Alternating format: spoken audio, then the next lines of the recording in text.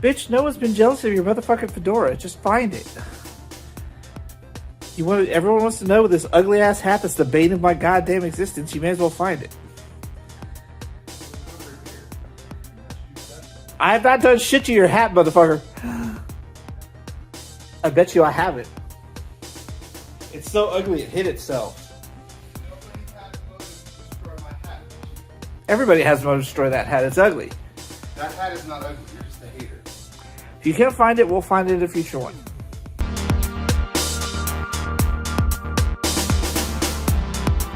Hey everyone, welcome to Solidarity Geek. I am one of your lovely, what you call ourselves, subjects of the show? Because we are kind of being examined in a petri dish. Like, I'd be that cool bacteria that beats you up because you're like a placebo. Like, placebo's not bacteria. Sorry, amoeba. Like you're an amoeba. I still don't know what that has to do with bacteria beating it up. Anyways, I'm Gavin, and this is Phil. And this is a special episode for you guys. We're going to probably release this as earlier because the movie's out. But we're gonna do our first review. We're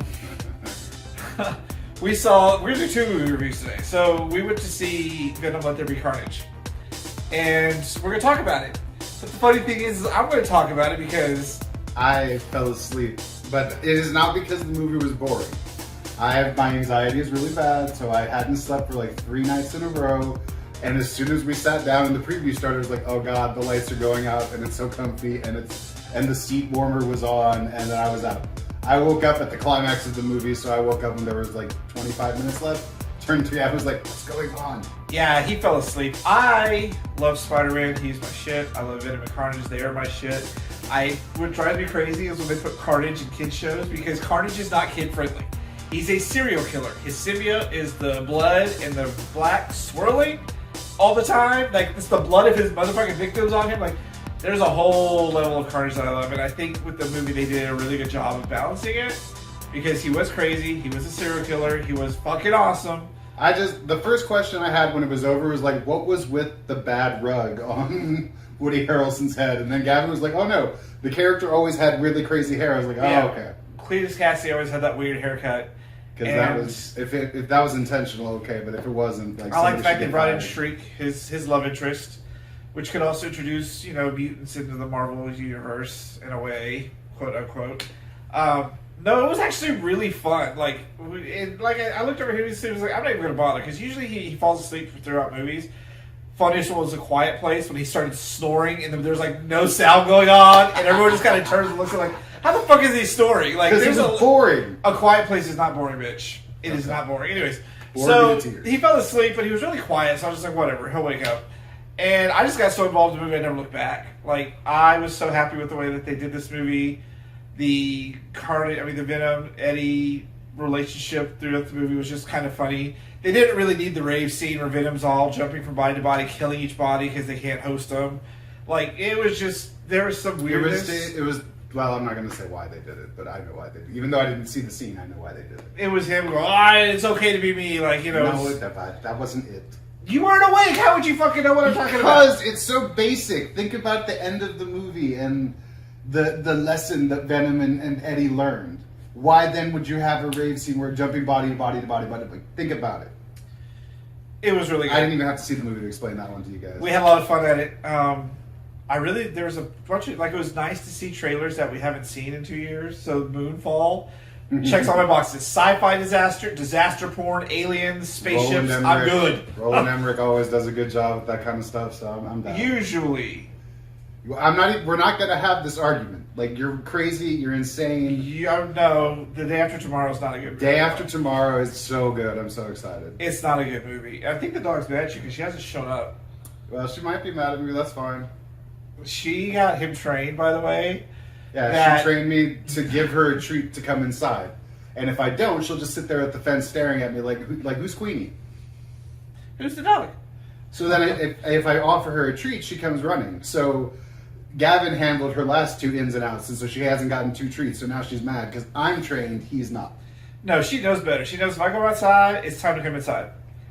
Like, remember when she used to sit in the back corner and you guys just yell at her, she'd just sit there looking at you as soon as I showed up. Well, I come right to the door. Oh yeah, so she has me trained. You're so well trained. Yeah, that's what she says every time.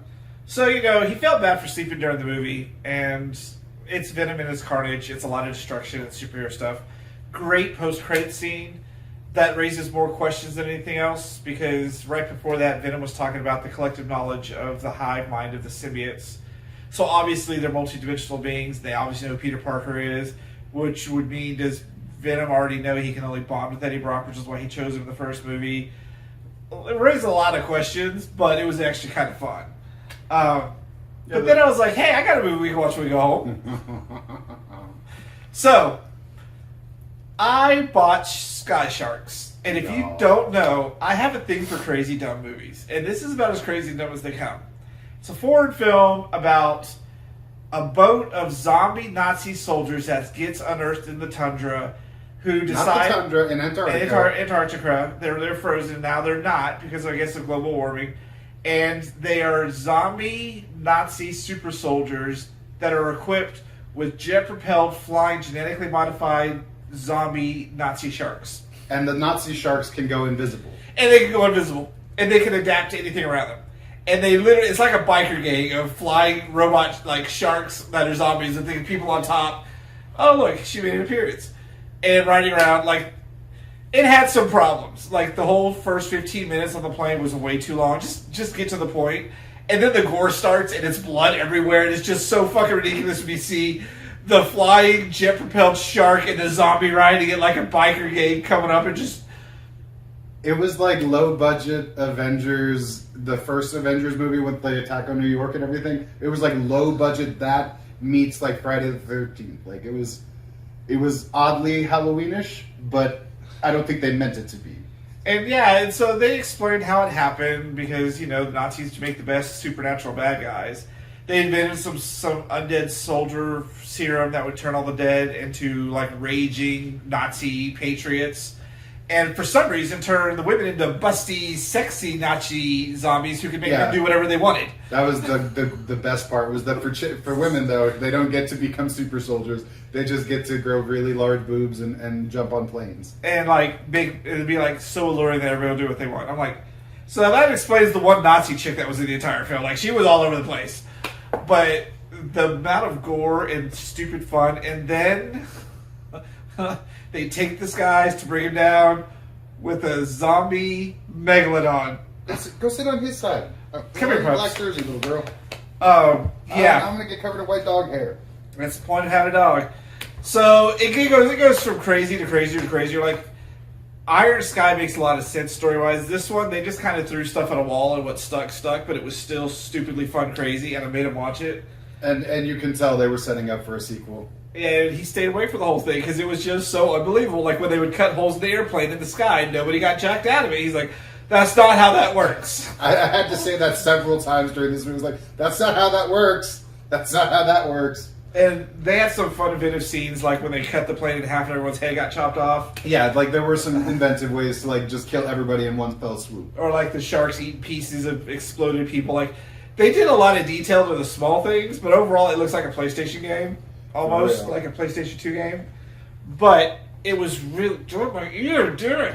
It was really fun. Like, I'm so happy that I waited this long for it. And it's now on Amazon Prime. And you could watch it and laugh along with it because it is literally the stupidest thing you'll ever see. Yeah, you can't take it serious. You cannot... Yeah, you can't. So I followed up Venom with Sky Sharks. And he just... watch Sky Sharks, basically. Yeah, stay away for all of it. He did stay away kept saying, like, of course that's the next step. Of course. Why didn't I see this coming? Yeah, there was a lot of weirdness in their way they told this story. And he had to go look some of the actresses up. She's like... Yeah, like, there was one chick in the movie, I was like, I know that face. I've seen her before. Where? I was like, Hostel. I bet you that's where I saw her. And it was the girl from Hostel 1 and 2. And I didn't remember that she was in both of them because I was pretty sure she died in the first one, but I guess they made up a role for her in the second one. But otherwise, she doesn't really have a whole lot in her acting history. So yeah, that's our special first ever review. We got more episodes for you guys all week. So stay tuned for more from So I Married a Geek, and the dog will be here.